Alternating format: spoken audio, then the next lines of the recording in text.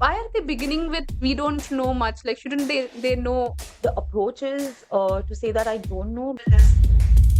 The importance of actually even doing hand models, 3D print, wood models. Project demands that we spend that time in research, and there is no instant gratification here. Yeah. And as you can see, we are running out of places to put our models. So some we have on the ceiling upside down as well. Each other profession does that. It's amazing. Have you ever wondered how the fast-paced technology and its evolution will impact a field like architecture? They say that any good piece of architecture should stand its ground at least for 60 years. But this mobile piece that we generally have in our hands becomes outdated even just in less than a year. Imagine heritage buildings which are 300, 400 years old and trying to navigate and put in Wi-Fi systems into it. It's very important to figure out how these advances in technology need to be aligned effectively with the way in which we build, design, and function. That is the core of this podcast: form, function, and future. And we couldn't have another practice which kind of really lives and experiences or enhances this realm of form, function, and future better than SP plus A. Today we have with us Aparna Dhareshwar and Shweta Gore. Aparna is a graduate from Academy of Architecture. She graduated in 1994, 2 years before Sameep, the founding partner of this practice, graduated, and coincidentally 5 years before Aishwarya Rai stepped out of the institute as well. But on a more serious note, again, it is very impressive to see the kind of foray of projects that SP plus A has worked on. And today we will be delving into this realm of technology with the two of them here. Coincidentally, Shweta herself is a computational designer and has done her master's in digital architecture from BNCA in Pune. And I'm sure that both of them will add on to enriching conversations that we'll have together. So stick with us for discussions on computations, parameters, business, collaborations, and much more. So thank you so much for joining us today, Aparna. Thank you. Thank you, Sonam. It's lovely to have you today. And thank you for all the kind words that you sort of showered upon us. It's the studio has been an amalgamation of a lot of people who worked all over the years. So these actually it's the teams who worked with us that really deserve that praise. But thank you for coming. Super. So interestingly, I'm sure that the audience may not know, but Aparna shuttles between Chicago and Mumbai. And one really wonders that when Sameep also is leading at CEPT and Aparna is not stationed here, how does an architectural practice, which is supposed to be, which is supposed to be hands-on, which is doing so much with respect to the projects that are acclaimed not just in India but globally as well, how do you function when you are not here maybe 2/3 of the year? So how does the practice work in function? So I am here every third month in India. I spend about 4 weeks here, but I also want to mention Vami, who is our third partner, Vami Kutisha. So she sort of is the anchors all of us into the studio while some of us are traveling. Um, I think one is that we are also using technology to sort of compensate for the physical absence to some degree.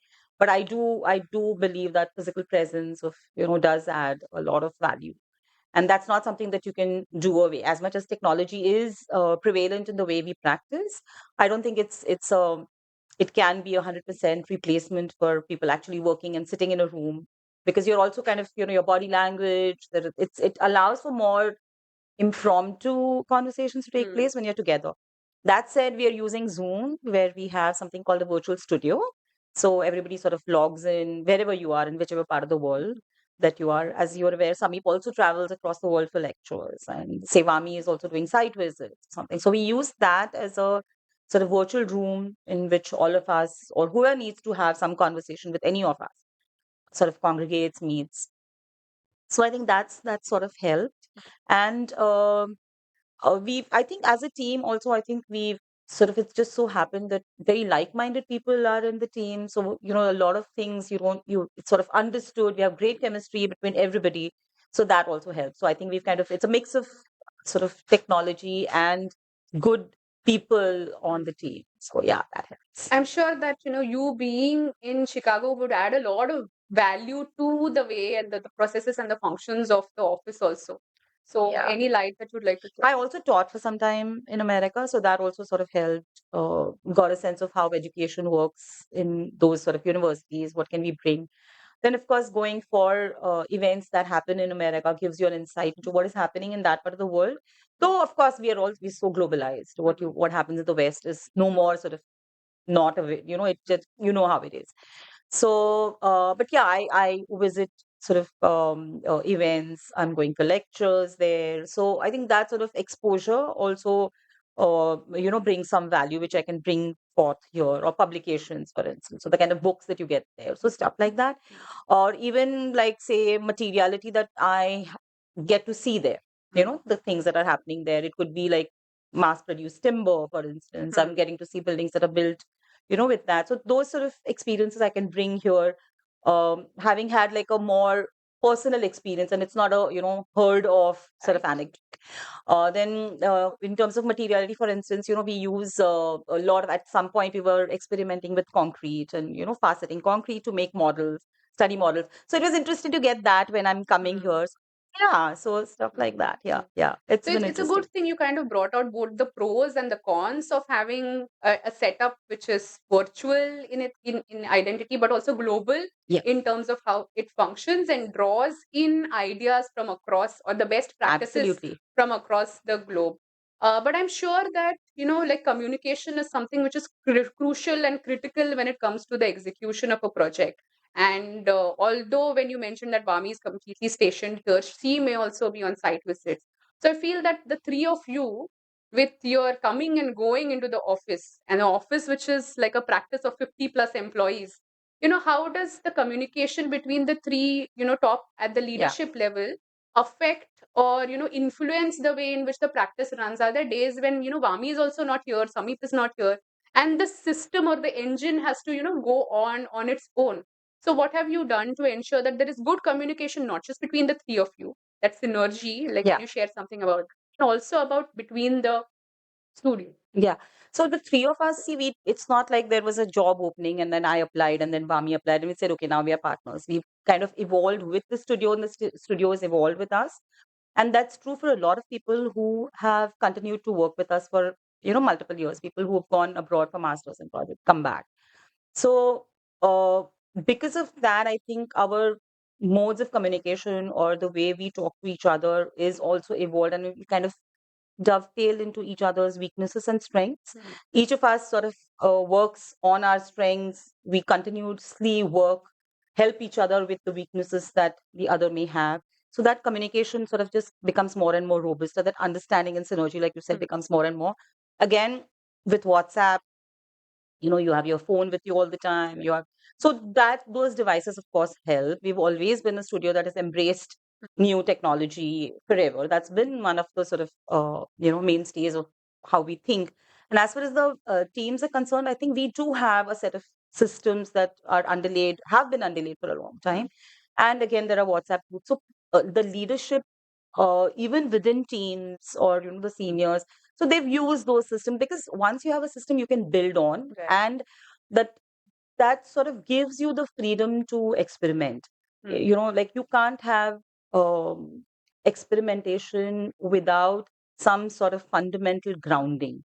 So that is set through some systems that we have in place. For instance, we know when we are doing conceptual ideas, we know that you're going to need a graphical sort of story that kind of express that to the studio or to the clients. So we have set of systems that work with that. We know what kind of software we need for that. We know what kind of systems that we will need for that. We know what kind of resources we are looking at, who's the kind of team member. So those things are in place.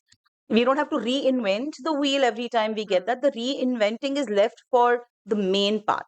So Right. all the supporting systems are in place. Right. So Someone yeah. who's experienced these systems, Shweta, is there something that you'd like to add? So basically, like she said, we always feel connected to all three of them because of that one connection which is there is that pure, communication between all three of them and us. There is never hierarchy which we have to follow between the three of them. We can directly go and have conversations with them, discuss concepts or discuss new ideas which are coming on the way also. So that has been always a very inspiring process for me also to be a part of such a inspiring team which is always striving to do something better. Like they Hmm. want to do always better than today. So Hmm. that is very always Hmm. inspiring for me. And yeah. Aspiring for excellence is what we say. Yeah, Ah, yeah. yeah. And it's very open. We don't have like a hierarchy in that sense. It's a Hmm. very, very sort of, open, porous sort of communication. There is no sort of, saying, okay, if you want to meet Sameep, you have to Hmm. have his slot ready. You Hmm. can't meet him now. These are the only hours that you can meet. I'm available anytime. Rami's available anytime. So it's a very fluid, open sort of studio where we're very clear that, ideas are welcome from an intern.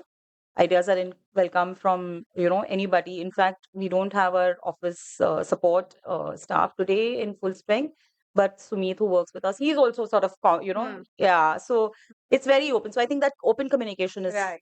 has Right. helped. Yeah. Now, since we are on the topic of communication, I think many times the first or the initial communication for any project to be really successful is the alignment that you need to have with the client. True. And sometimes the client will come with really like you can't even accept the kind of aspirations that they have. It may not align with your thought process thinking. It may be too extravagant, maybe not sustainable. What happens during these communications that you have with a client whom has can be evolved through the conversation to understand the processes that you set up, but maybe the starting point is different, and which is why initially there is non-alignment. Have you ever had a situation where a client, you had to say no to a client, or you had to really sit them down and kind of take them through the process? Yeah. So I think one is that you're always looking for projects that are going to make a difference. So that is your first sort of,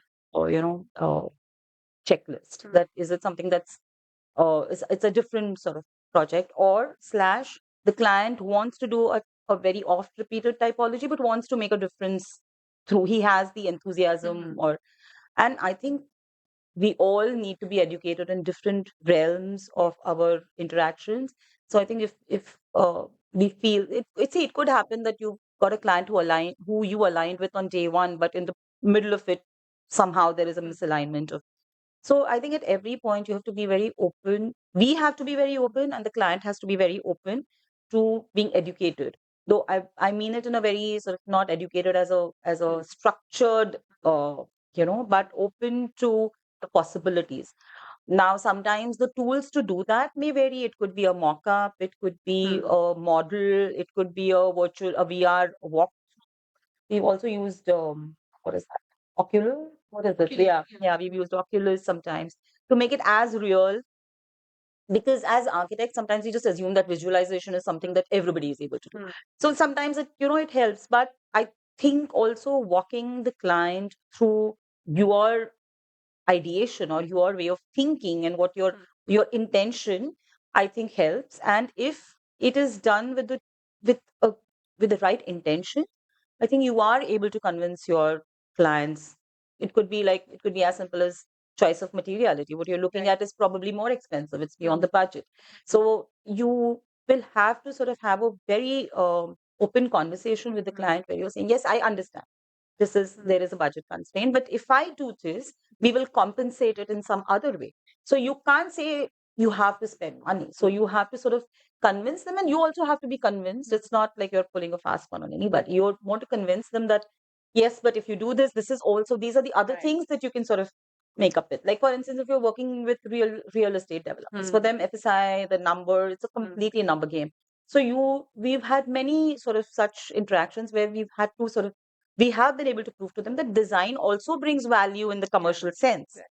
That you Hmm. have that people will appreciate design, it Hmm. will translate into. So yeah, so but every project is a new experience. So I True. can't say I have figured it all. Yeah.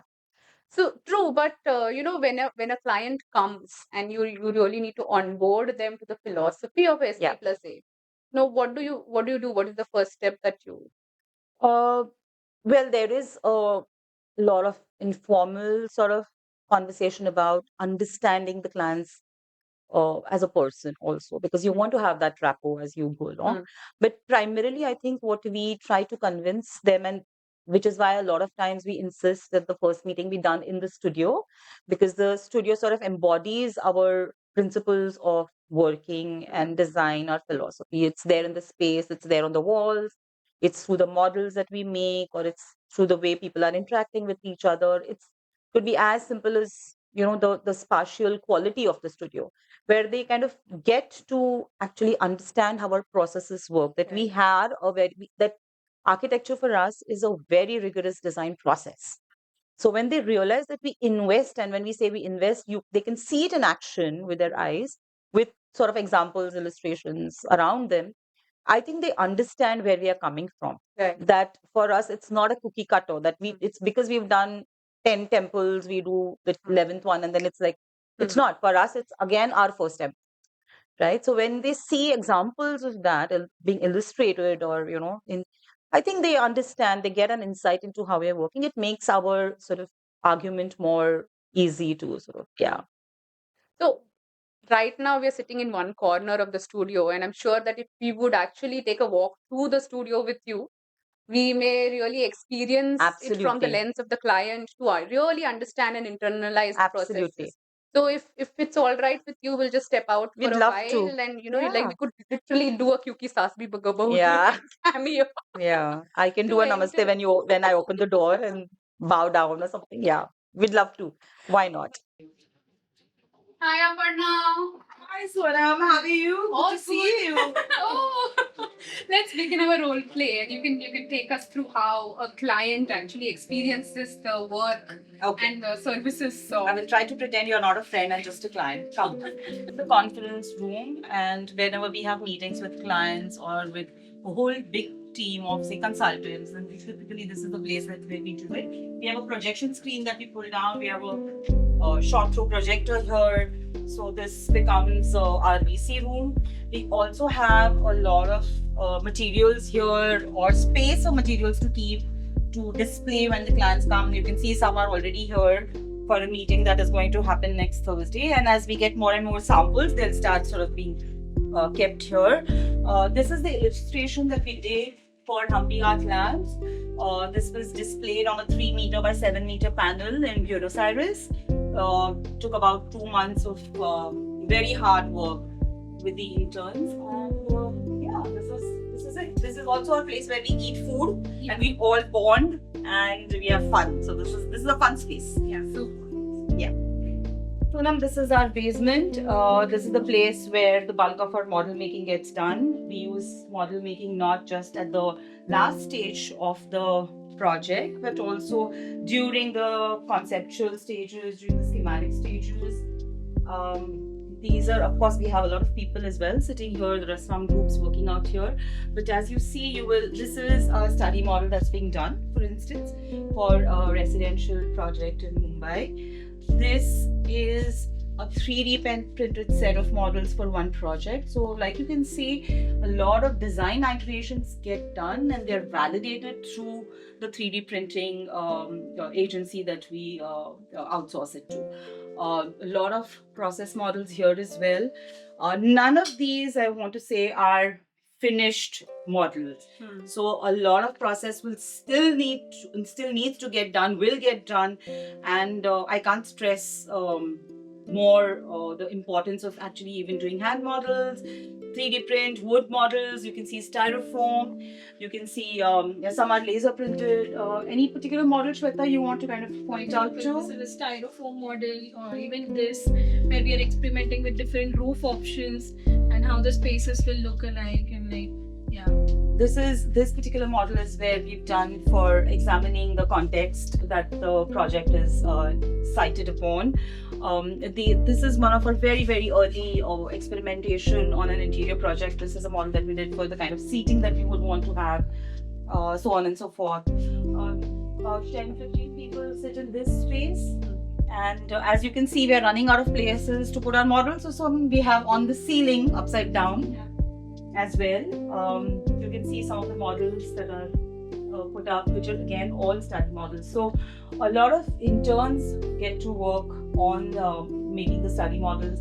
but it could be interns, it could be senior architects. We have no hierarchy, so everybody gets an opportunity, or if they're interested in, we do models here. When I take you to the other levels, I will show you how we've also used model making to sort of even accurately depict the philosophy of a particular design, but that's more when we go upstairs.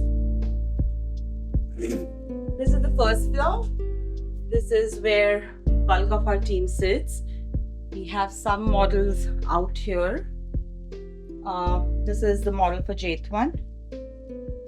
Here again is a model that we've done with the entire site context. This is a model that is actually showing you the sectional view of the house. What else do we have? Yeah, even that was an interesting study model that we did for site context, the one which is up on the wall. This There's a one, different models have different notes. Like you said, this is a sectional model. Yeah. That's more like a figure and ground model. yes. This is the contour model to just understand how the spaces Absolutely, are the context, yeah, absolutely. This also I think we did for the presentation, but as you can see, it's very clearly done to represent the formal development of that. This was a pretty finished end stage model that we kept for the record. This was is this? Okay, I'm trying. Yeah, this is the competition entry for Maharashtra Nature Park that we had done, which was, as you can see. And what I think will be of interest is to see the amount of work that we put in when we are doing research at the initial stages and the concept stages. So a lot of these small, quick turnaround study models that we do. I mean, you don't have to 3D print it. You could do it, by hand as well. Initially, we used to do it in styrofoam. There's some more here as well that you can see on this wall. This is also a quasi, like a performance area or like a lecture room, or we have guests who come from all different creative fields, and this table then becomes sort of the dais where they present their ideas. Right now at different scales. This whole thing is the same model but at different scales, and it was majorly to understand how the ramps are working. If you can see that it's a whole connected by ramps throughout. From one end, if you start, you can reach the end of the structure through the ramps outside only. So it's a very different kind of design approach which we have. And to also understand how the details are working, we also have something like these, like a smaller versions where we see how the ramp inside is working, or we have some process models for some other projects like that. We also do, in addition to styrofoam and balsa wood and 3D printing, there are some models that we also did in concrete, which are out here. These are all done in-house. Again, these are some examples of the process models and study models for facade development. These are dynamic, you can move them. 3D printed model is not dynamic. No, not. We haven't gotten there, but we should maybe.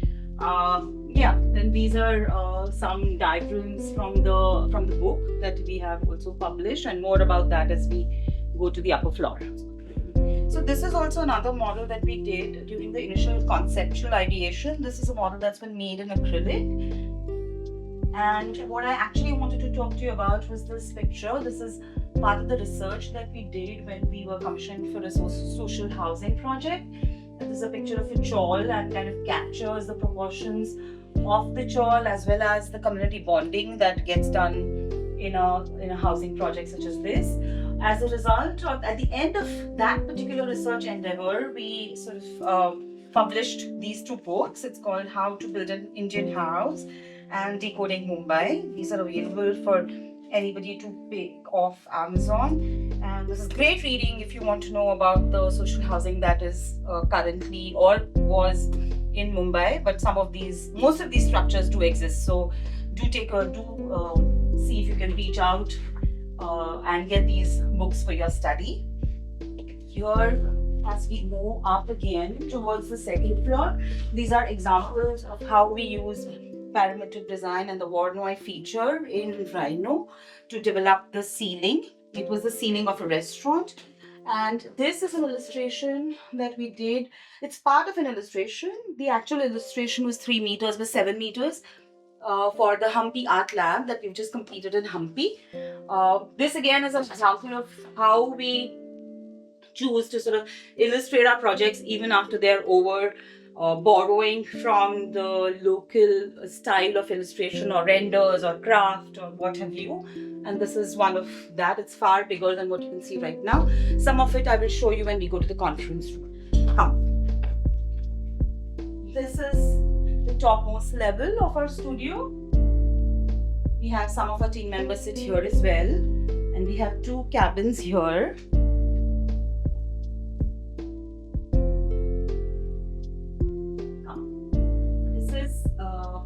My colleague Vami Koticha's cabin. She is not in here today.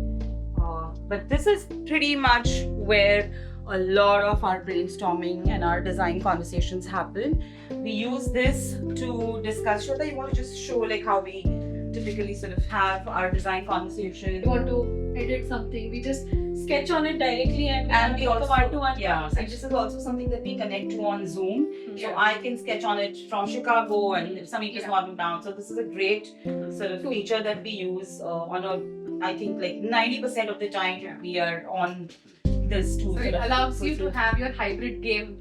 Absolutely, absolutely. It's like, I mean, it's amazing. It has made, I mean, it has really made our life, I won't say easy, but it has allowed us to have this sort of fluid dynamics of geography and time and not find that sort of as a bottleneck in our design development. It's amazing. Super. I'm So- sure that by now the client would have been completely floored to just not just understand the systems and the processes, but because you actually walk the talk. Yeah. So it's yeah. not just the end True. products and photographs of good looking buildings that you see, but the kind of effort and energy that goes into Yeah, it. and also we don't take a particular effort to show only the finished product, right? Like you're showing them, like the there are journey. very few actually finished models.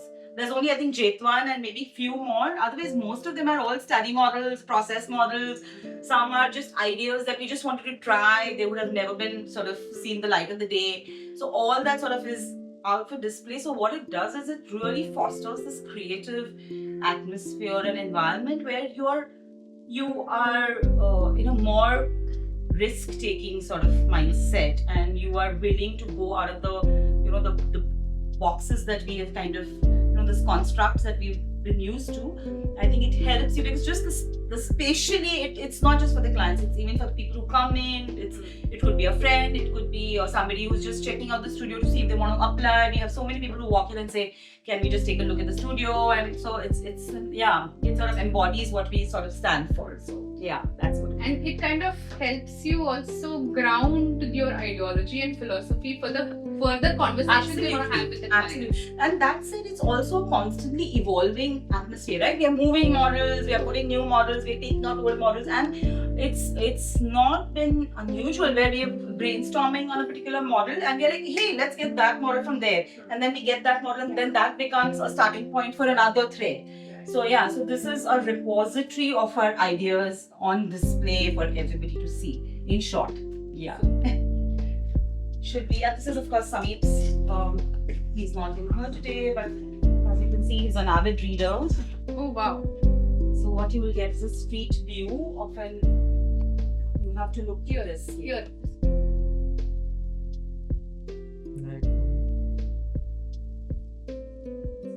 So that's pretty much what SP plus A is. Thank you. So I think with this we've kind of understood how you walk the talk. So Yeah, let's continue the rest of the talk downstairs again. Yeah. Now that we are back, I think it was a wonderful, expression of journey of not just the design, but or the processes, but also how, someone freshly views these different smaller nuances of your practice, which generally get missed out because architecture is in the end just the final product for every layperson and even for other architects who are trying to study it. So all of these processes that we saw, the models that we saw, they really talk about the journey of SP plus A. And that is where I think the next question is kind of driving in. And Shweta, I'd like you to weigh in a little more on this because a lot of what we saw, 3D printing models, the processes include the technology and for technology tools become important.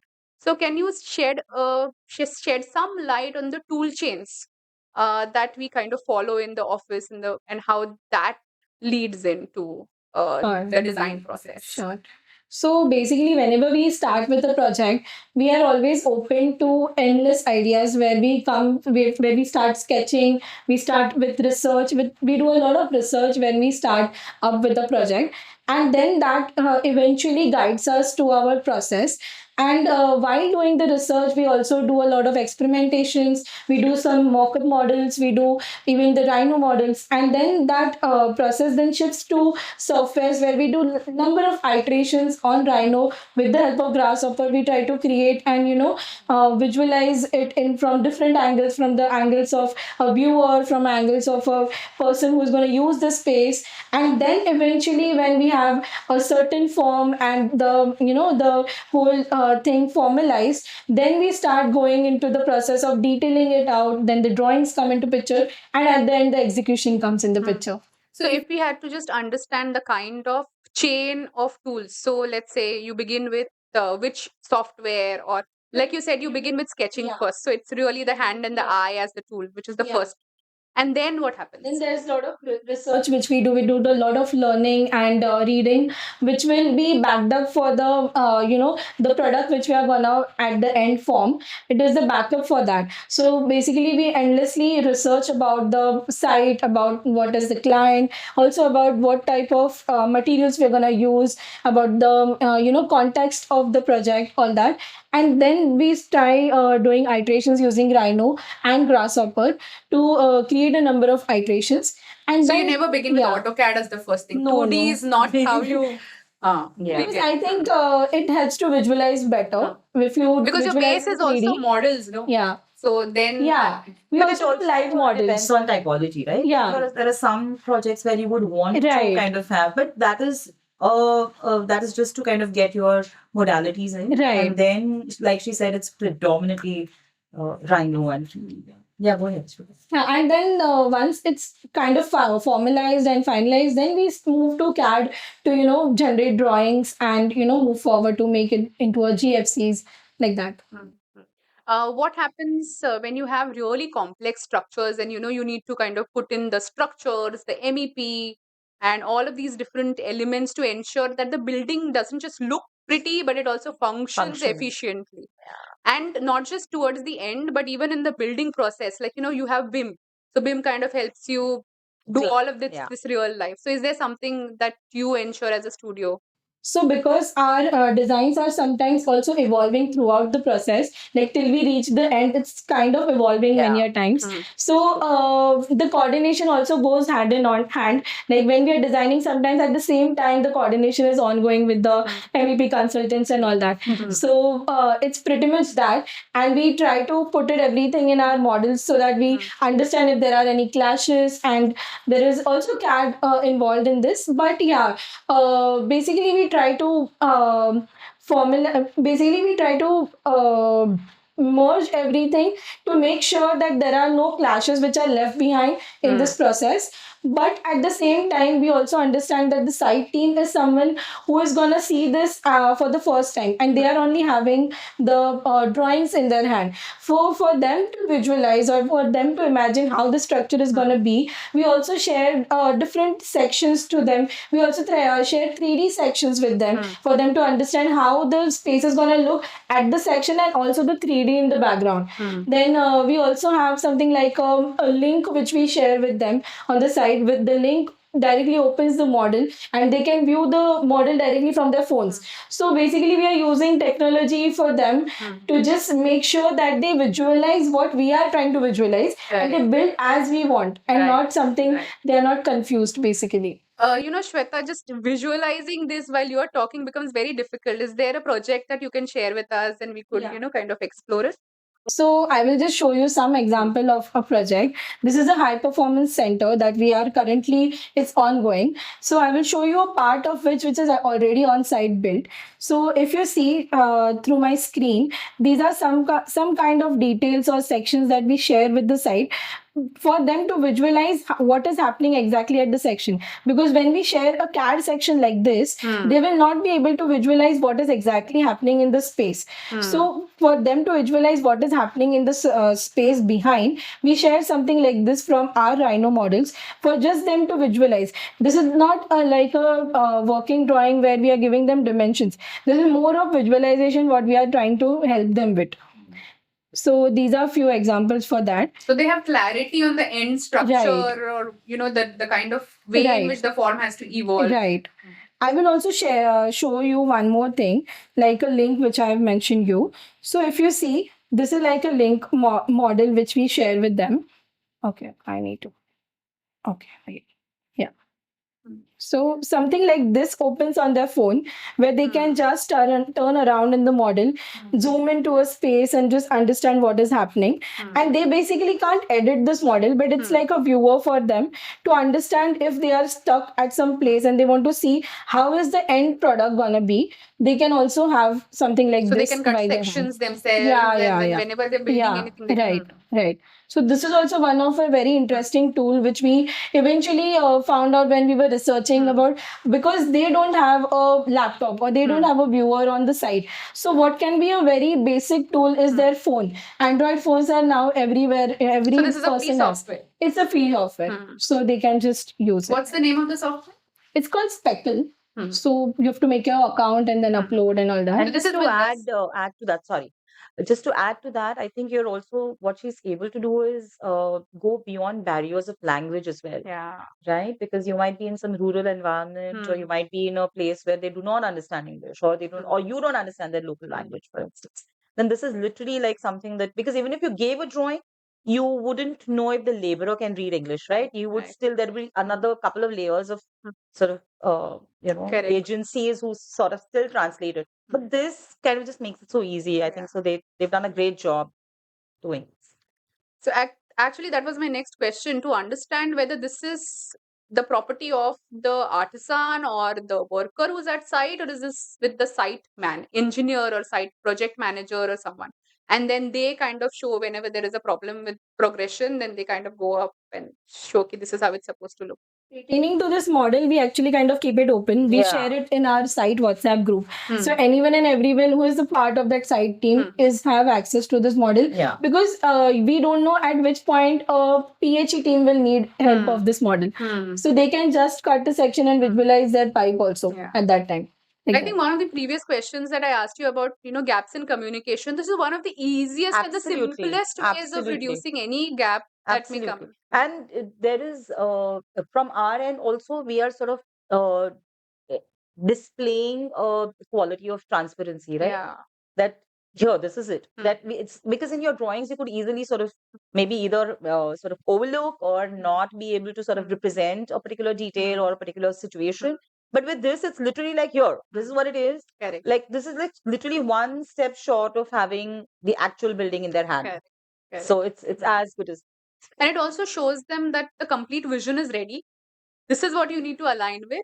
And your progression of Absolutely. building is Yeah, going to be yeah. I'm sure it's very sort of satisfying for them as well, very fulfilling, because when they see what they're building come up and actually realize this vision that they saw, they become part of that process, right? It's not something that they're just looking at a drawing which may not really sort of indicate what is going to come with those efforts. So I think this is a great tool to kind of make them a part of your team and have them participate. So that sense of fulfillment and involvement, participation, I think is much higher when you do something like this.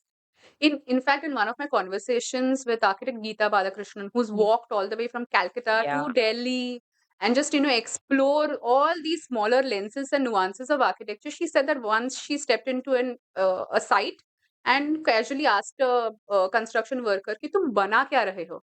And they had no clue, because that final end goal and vision is often kept from the construction. They're just like, "Abhi eat lagao, abhi ye karo," and that step by step ye kind of makes them feel distant from the grand idea that they are being a part of. Absolutely. I think this is a very beautiful way Yeah, of in when we didn't have this tool, for instance, we when we were doing J1, we had done a model that was kept on the site.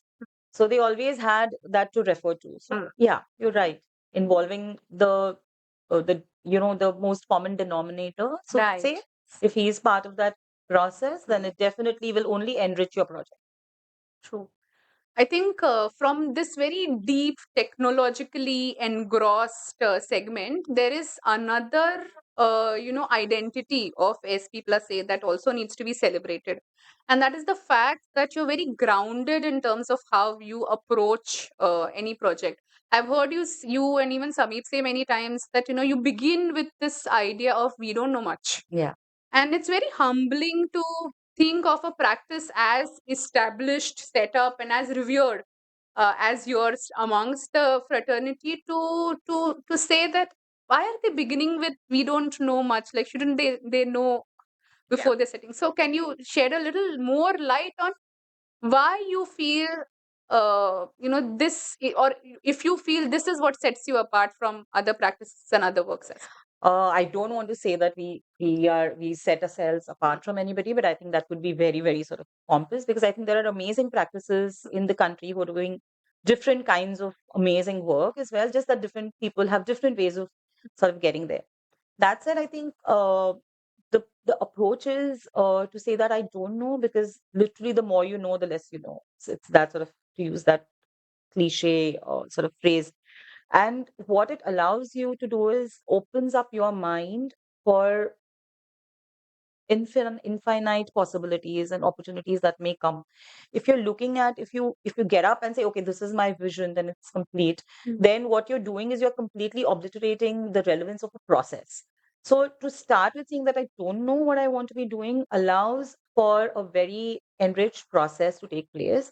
And we very, very strongly believe that the process is the most important thing, and not the actual sort of, the fruition of that process. That will be amazing if you've invested in the process. We are never sort of, we invest in research, like she said, because it comes from that, knowing that you kind of say that, no, I don't know what this is going to be. It's not, I don't have a vision in place and say, okay, now this is what I dreamt about yesterday and this is what we're going to build. right.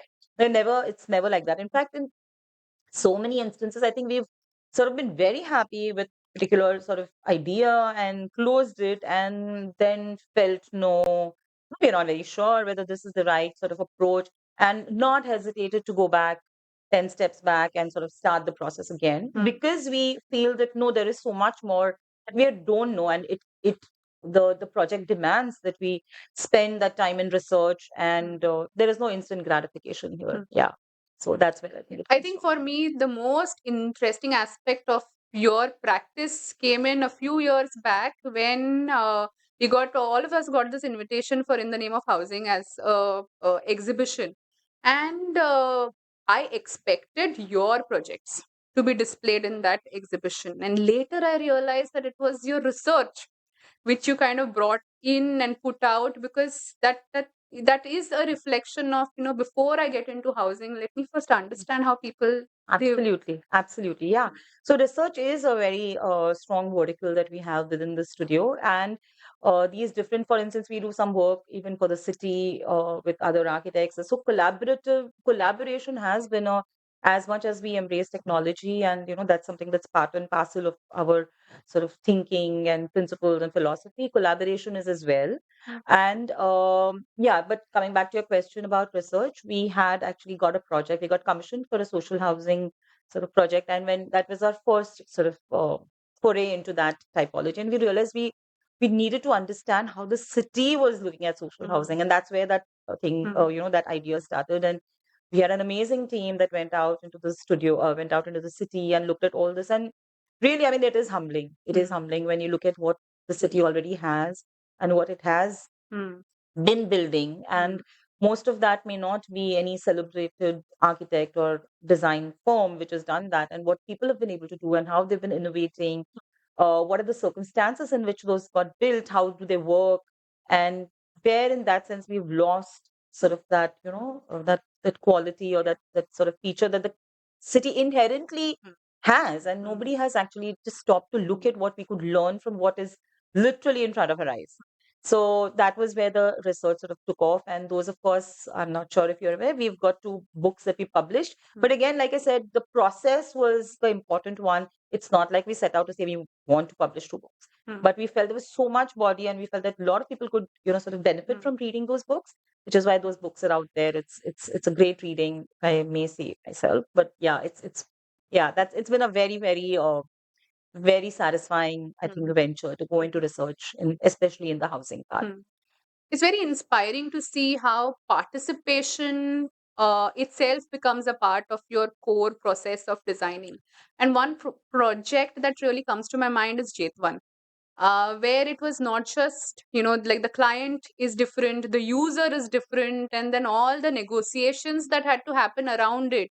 Although it doesn't have like Udan Housing is has a very documented research, but I'm sure that the research processes that you talk about may have been deeper for Jetwan because it's a completely different Yeah, setup. absolutely. And it was such fun. I mean, it was really nice because we got that was our collaboration, like I mentioned the previous segment, that we could love to collaborate with uh, craftsmen, artisans, and there's a huge repository. We very strongly believe in the country, so we collaborated with Hunarshala, based out of Bhuj, and so a lot of negotiations with them in terms of what is the kind of detailing we are doing, what is the structure we are going to be doing, what is the materiality that we're going to have. That was on one end of the execution, and the other end we were engaged in a lot of conversations with the villagers who were not the clients, who were going to be the end users.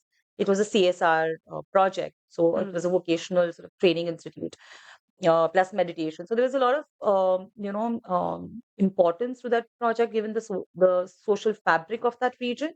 So we engaged very sort of intensely with the villagers, and a lot of negotiations in terms of materiality, in terms of form, their aspirations towards, kacha pakka, what we think is pakka, and what they think, it means for them. Pakka and kacha pakka is actually a direct sort of reflection of their status in the society, and it embodies their financial sort of, status.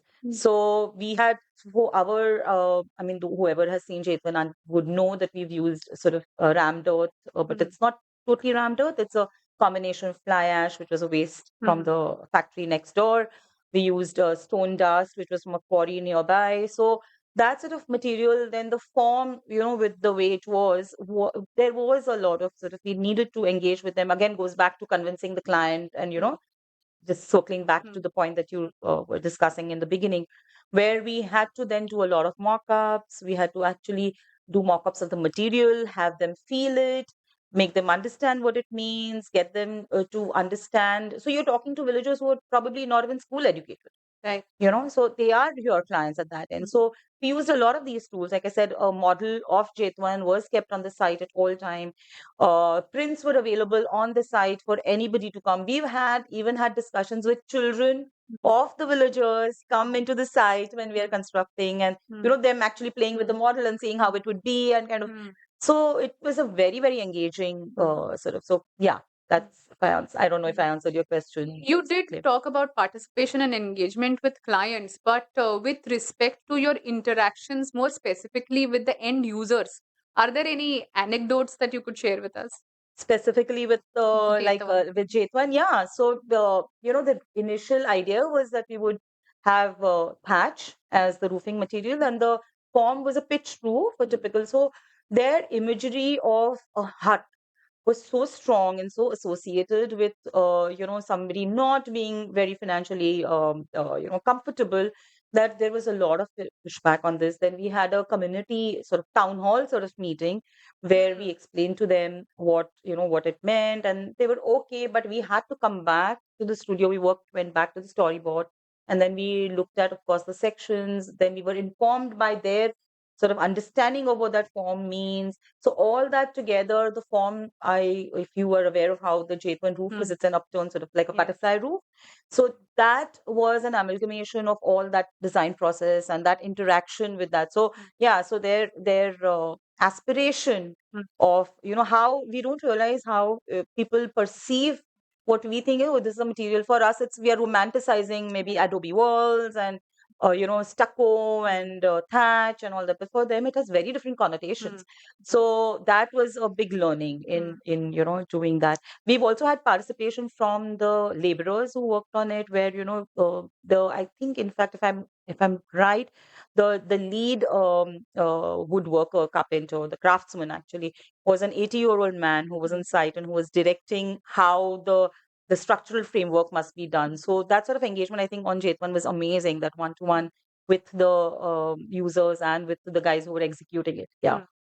So participation becomes one of the variables of how you can ensure the success of a project. But for architects, there are multiple more parameters and elements that you need to think of. And since we're talking about parameters, then parametric design also kind of comes in. So what does parametric design mean to SP Plus A? So I don't think parameters, as I say, is something that is new. We've always worked to think that it's something that only we have discovered. I think would be a little sort of, I think, almost kind of think that the people who practiced before us or the masters didn't sort of were not aware of it. I think parameters have always been there, and people have used different tools to address it. Now it's just that we have so many software that help us to sort of efficiently use that tool to express culture, to express architecture, design, aesthetics. So it's just another tool. That's my personal view. But of course, Shweta can tell you probably more about how it informs her design process, because she really uses a lot of these tools. So Shweta, over to you. So I often have seen people mistaken parametric architecture as something which is more fluidic or form based, but technically it's only one aesthetic part of parametric architecture. But parametric architecture more develops on what parameters we set to actually get iterations for the end product, and these parameters can be literally right from your setbacks to a cantilever to anything, like from the sun shading or the heat gain, which you need more openings or you need less openings. All these are very small parameters but very important to derive to a end conclusion of a product. So these parameters are something what we feed in our grasshopper scripts, rhino scripts, to get to a form. We generally also think that what difference will it make to add parameters in grasshopper if I could model the same thing in rhino. This is also generally people think about this question, but I would just like to throw some light on it. That grasshopper being a very mathematical software, there's a lot of maths involved in it. So for example, the high performance stadium which I just showed to you has the whole geometry based on sine curves. Sine curves is something which we have learned in like school days, but to actually use it in architecture is a very different thing. All those curves are based on sine curves. Right. You cannot really draw a sine curve in rhino. There has to be the math involved for that sine curve to actually get drawn. So basically these are the parameters that we are putting to get some end results, and then we are also doing some iterations to understand which of them really fit in our scope of work. So while these parameters feel very enriching for an architect, does it feel overwhelming for the construction workers? When they are at the site and they have to make sense of this. I've known SP Plus A to not have like a cookie cutter practice where one design that is used and we've understood how it functions, what are the drawbacks. Now let's replicate it so that it's easier for us. Every project of yours is unique. Yeah. Every location, every site, like all of it is unique, which means there are literacy related or reading the drawings related issues, or the artisans and their skills are very different across the country. Absolutely. So how do you work around this aspect of communication? Is there a project that you could share with us? Yeah, so we did a project called Sienna, which is a residential typology in Hyderabad. It's been done about 4 years ago, I think. And on paper, it's a pretty simple sort of, mandate where you have a 9-inch thick brick wall, which is going around the structure. So, like you said, we didn't want to sort of just do that. But for us, anything that we do also has got to be performative. It's not a decorative, or it's not being done for just the visual aspect of it. So what we did was we cobbled the bricks in a way around the fenestration so that it would give some sun shading. At the same time, they were also cobbled in a way that they could take the load of the stone lintel. And for that, it was obviously we had to kind of bank on technology to give us the precision. Now, so that was resolved in the studio. We had that, we knew what we wanted. There was a precision to the way the brick cobbled. We were calculating the heat and the radiation that came inside the house, the load calculations for the lintel, all that was done. And then, like you said, the communication with the actual mason was obviously a challenge. So what we did was we said we're going to make templates for him, wooden templates for him, which will be so precise that he doesn't have to think at all in terms of whether I'm doing it, how is the curve going to be. So all that he had to do was continue to lay his bricks in the way that he's always been doing, except use the templates at the end of it, and thus create that curve that you see in the Yeah. photographs, that there's this doubly curved, facade that's sort of wrapping the whole thing. All that he had to do was use the templates which were marked, which were labeled. So everything was. What do you mean by template? What are they exactly like? So we have some couple of photographs, and maybe if we can Hmm. just sort of look at them. So these Hmm. were created by us, computed by us in the studio, and then we got them made. And then we did a couple of mock-ups, ensured that it worked, and these were then shared with the masons to lay the bricks. So they knew So exactly which layer by layer, they had Absolutely, absolutely. And they were numbered, so they knew what went where. So for the precision that we needed in the actual facade came via using these templates. Then they were already skilled craftsmen, they were already skilled artisans. So what you're doing is you're also giving back to them a tool that they could perhaps build on. right. Yeah. So you're also helping the craft to sort of catch up with technology, or catch up, make them more relevant as they go along. So I think that was an interesting sort of insight into doing this. But again, it's not something that we started.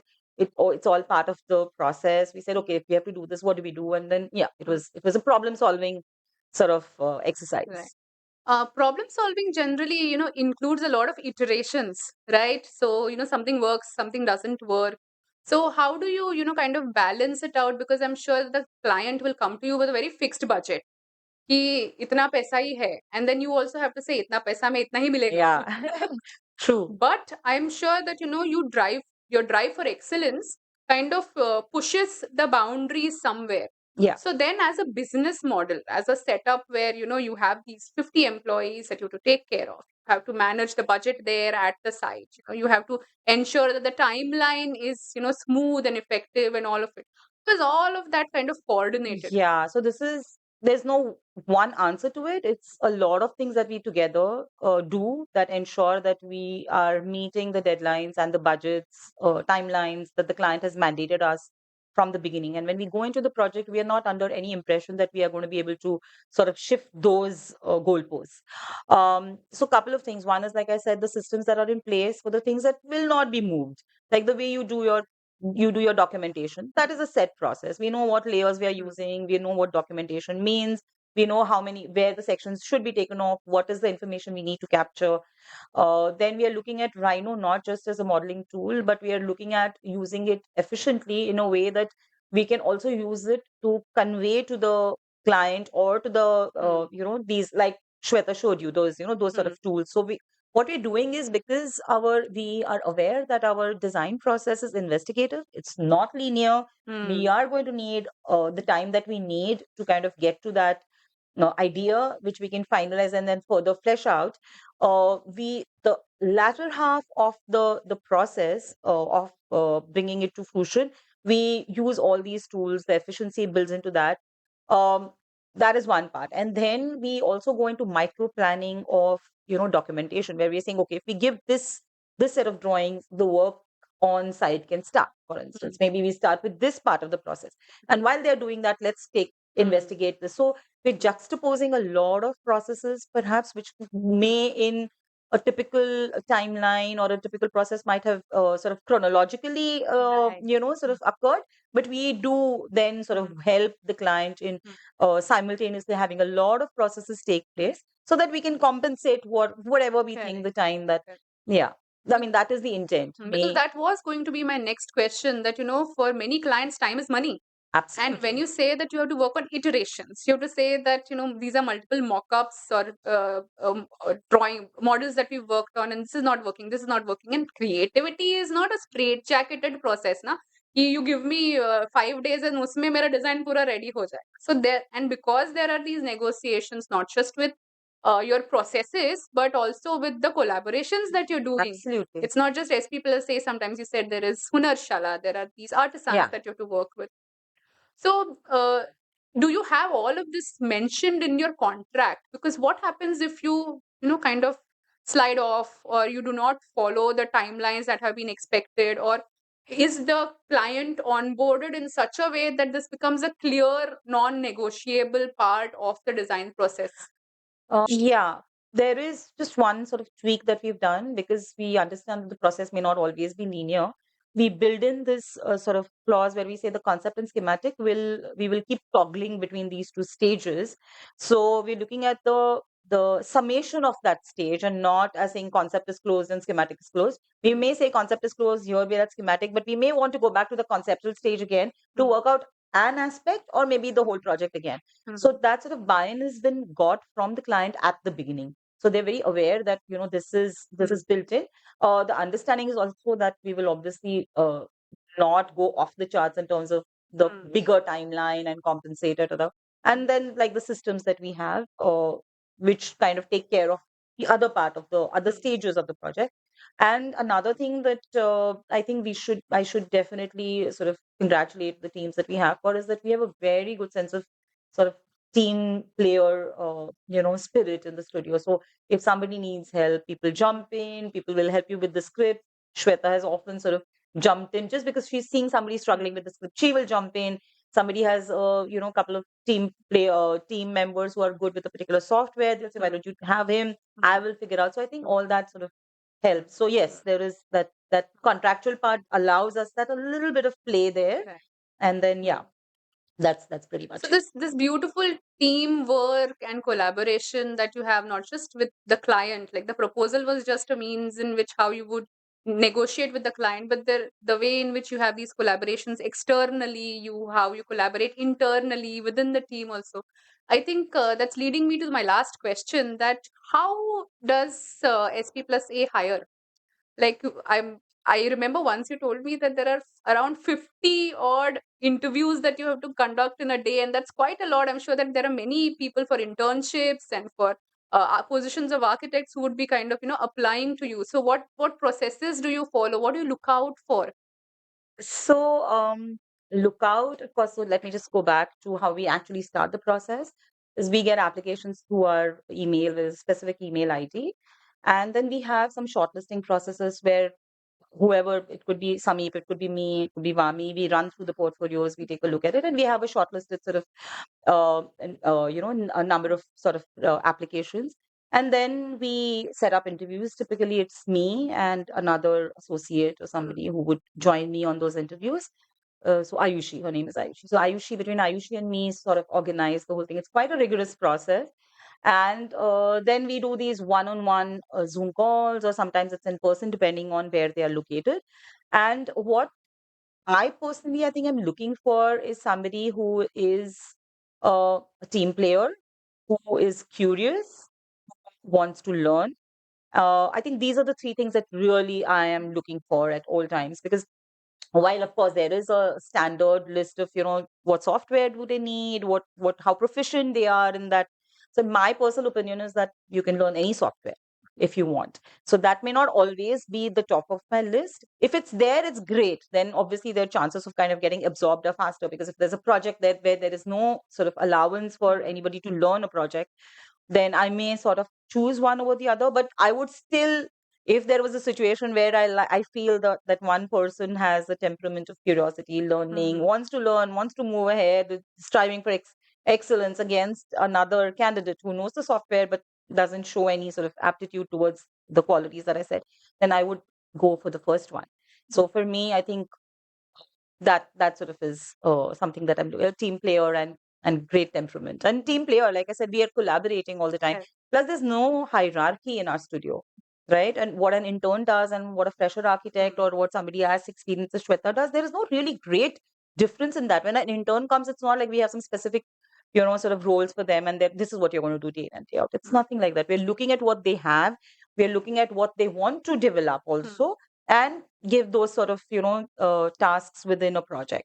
So yeah, so that's pretty much it. Somebody who will be a great team player that will be fun to have in the studio. Super. Isn't it really like, fulfilling to have all these different, chords of different aspects of architecture, which kind of begins with the idea that the client has, the faith that they, kind of trust that they put on you, and then your trust on your team to kind of come through and to build it up, and then that Right. striving for excellence. I think that's a beauty that sets architecture as a practice really apart. Because Absolutely. Which other profession does that? exactly. Which other profession does that? It's amazing. It's amazing the kind of people you get to meet. Even the interviews that I'm doing, that whatever those 50 interviews that we do, there's so much to learn, from them. A lot of software that I may not know, they let us know that this is what we've been doing. We get applications not just from India, we get applications from abroad as well. So yeah, so that's We a had intern. yeah, we do accept internships. So yeah, we are happy to sort of learn. That is one thing. I think we are also wanting to learn from the people who come to us also. We have like Shweta, you want to talk about the workshop? Yeah, we did, for adding to instance? that, so basically in our studio we also have this continuous learning approach like we mentioned. So if we have something like two or three of us have mastered a particular part of a software, or we feel that this particular workflow is going to work very well for many other projects, so we also have like in-house workshops where we also try to tell the whole studio about the different workflows. Like for example, now AI is into picture. We always nowadays talk about how AI is gonna take away our jobs and all, but instead in studio we have used AI to get us drive through different ideas. We ideate, or we sometimes try to enhance our current existing ideations so that we get better outcomes. So we also develop a workflow while doing it, and we try to explain that to the whole studio so that they also can incorporate in their current workflows. So this is a continuous process which we try to keep giving whatever information you have to everyone around. I think that's a perfect cycle, no? Because when you say that we begin with the thought that we do not know No. much, Yeah. and then you say that now I'm ready to learn, and not just ready to learn about that one project, but ready to learn about the systems and about Absolutely. everything in architecture, and everything is exciting. I think this was such a wonderful conversation to have Yeah, with we you, had such Apar. fun talking to you. Yeah, it was amazing. Yeah. And it I think more conversations like this should happen to allow people outside outside our walls and rooms to also understand the internal functionings, the philosophical and the ideological rootings of every practice. It was Absolutely, absolutely. I think it's been wonderful to have you and your team here, and thank you so much driving all the way from Panvel. I know on a Saturday we've hauled everybody here. It would have been amazing maybe to see the studio also when it's working, because like you said, we are a 50 plus people here, and the kind of synergies you see when people are working, the kind of buzz that's there and the energy and the vibe would have been amazing. But yeah, I hope that you've also had a good time visiting us today. absolutely. Yeah. And as a small token of appreciation from our side, we have this small hamper that we have. Oh, thank you so much. I don't know if I can extricate myself from this, but thank you so much. Thank you, love. So it has Hero December is like a boho, chic, maximalist kind of a homeware. Setup, and I'm sure that it will kind of vibe in with all the things that I'm you do. sure it will. I'm sure it will. Lovely. Can't wait to open this. And thank you so much for getting it here. And Yeah. we also have these 3 books for you. It's a book that I myself wrote along with lovely. Professor Smita Dalvi. It's on Panvel. Lovely. So just like you begin with research, we also thought we should begin with the space that we are in and then learn from it. So And given the relevance of Panvel, we must definitely go. Can't wait to go through this book. Thank you so much. So Yeah. So thank you to the audience also for joining us in today. we discussed and touched through chords of business. We understood how a setup which is so unique and different ensures that that processes are clear, the communication is direct and legal. We also talk. We also tried. We also understood how the internal functionings and clockwork precision that is established and followed by the studio through the systems that it's kind of put in place. I think from here we will now move to the next segment where we will focus on other holistic aspects like ecology, like trying to understand culture, like trying to figure out how it is that the systems of the human systems that have been established, that spaces, products, furniture that we design kind of use, internalize, and that is going to be the next section. So stay tuned for more.